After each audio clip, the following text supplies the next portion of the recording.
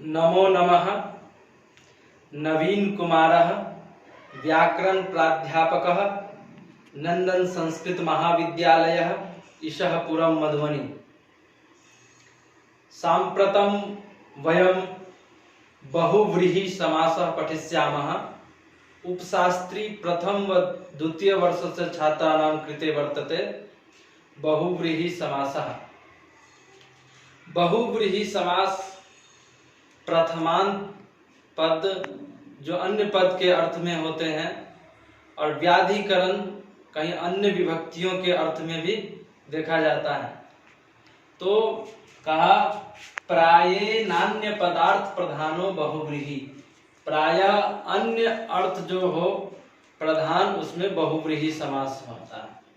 अन्य पद प्रधान हो उसमें कौन सा समास? बहुव्रीहि समास होता है। बहुव्रीहि समास का पहचान है, जैसे हिंदी में देखिए, जैसे को, जिसका, जिसके, जिसको, जिसमें, इस तरह से हम बहुव्रीहि समास का पहचान कर सकते हैं। बहुव्रीहि समास शेषो बहुव्रीहि एक सूत्र है, शेषो बहुव्रीहि। ये दूसरे अध्याय के दूसरे पाद का 23वां नंबर सूत्र है। ये अधिकारो अयम, ये अधिकार सूत्र है। इसी के अधिकार में चार्थे द्वंद्व एक सूत्र, उससे पहले जितने भी सूत्र है सब शेषो बहुव्रीहि के अधिकार में बहुव्रीहि समास में कहे जाएंगे। उसके बाद एक सूत्र है अनेकमन्य पदार्थे। ये दूसरे अध्याय का दूसरा पाद का 24वां नंबर सूत्र है। अनेकम प्रथमांत मन्यस्य पदस्यार्थे वर्तमानं वा समस्यते स बहुव्रीहि। अनेक दूसरे पद के अर्थ में जो प्रथमांत कहना है, वर्तमान प्रथमांत जिसको कहे, विकल्प से समास होता है और वह बहुव्रीहि होता है। उसके बाद कहा सप्तमी विशेषणे बहुव्रीहि। ये 2-2-35वां नंबर सूत्र है। सप्तम्यंतम विशेषणम च बहुव्रीहौ पूर्वम स्यात् अतएव ज्ञापकाद्वयाधिकरण पदो बहुव्रीहि। सप्तमी में विशेषण पूर्व लगा हो उसको भी बहुव्रीहि कहेंगे, और उसको उन दो पदों को जानने के लिए भी बहुव्रीहि समास होता है। उसके बाद हलंतात सप्तम्याः संज्ञायाम, ये 6-3-9। हलंतात, हलंत और ह्रस्व अकारांत के बाद सप्तमी विभक्ति जो लुक हो जाता है, सप्तमी का लुक हो जाता है। हलंत के बाद और अकारांत ह्रस्व के बाद सप्तमी का लुक हो जाता है। जैसे कंठे काला, तो कंठे कालः यस्य सः, कंठे कंठः कालः यस्य सः, अर्थात नीलकंठ। आप अन्य पद प्रधान जा रहा है, इसमें आप भगवान शिव को जान सकते हैं जिनका नीला कंठ हो। ये हुआ। तो यहाँ पे अलुक है विभक्ति का। उसके बाद प्राप्त मोदकम यम स प्राप्तोदको ग्रामः, ऐसा गांव जहां जल पहुंच गया हो। तो ये द्वितीय विभक्ति के अर्थ में है। प्राप्त मोदकम यम स प्राप्तोदकः ग्रामः। ऊढ़ रथो अनर्वाण, ऊढ़ः रथः येन स, तृतीय विभक्ति के अर्थ में।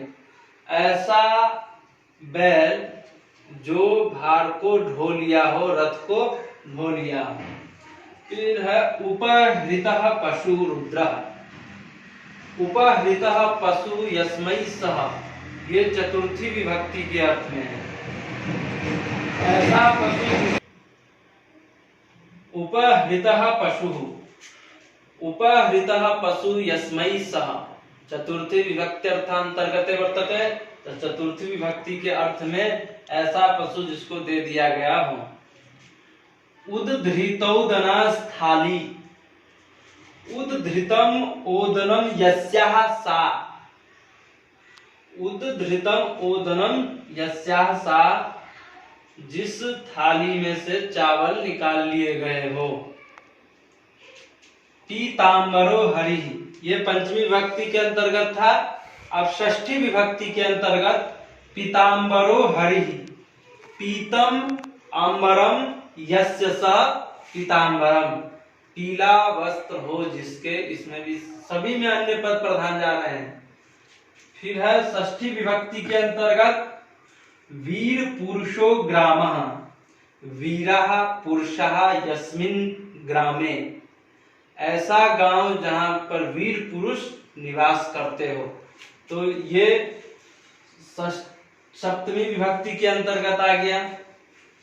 उसके बाद कहा ये सभी विभक्तियों के अंतर्गत आ गया।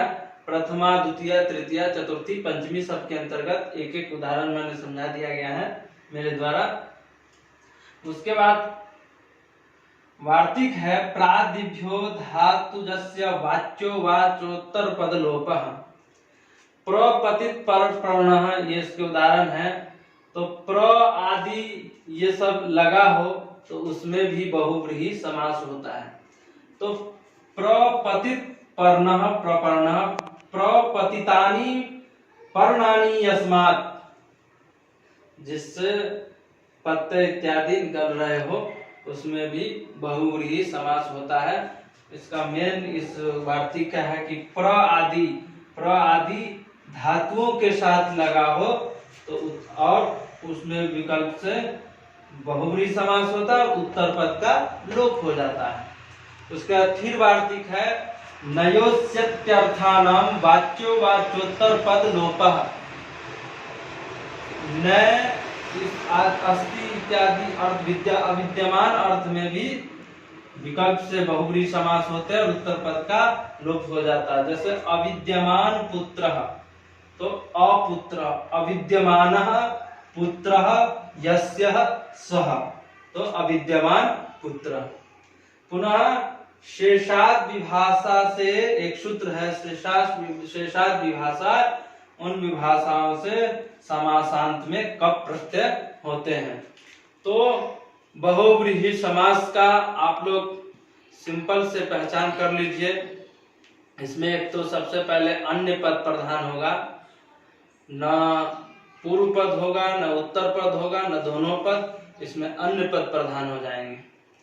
और शेषो बहुव्रीहि, यहाँ देखें तो शेष का मतलब होता है कि तत्पुरुष, द्वंद्व इत्यादि सबसे जो बच गया हो उसको शेष कहते हैं, तो वो शेष बहुव्रीहि है। और इसका और भी पहचान जिसका, जिसको, जिसके इत्यादि, इसके बहुव्रीहि समास को पहचाना जा सकता है। और उसके एक एक उदाहरण को आप देखिए। इस तरह से बहुव्रीहि समास को पहचानने के लिए हमें इन सब उदाहरणों को ध्यान में रखना है।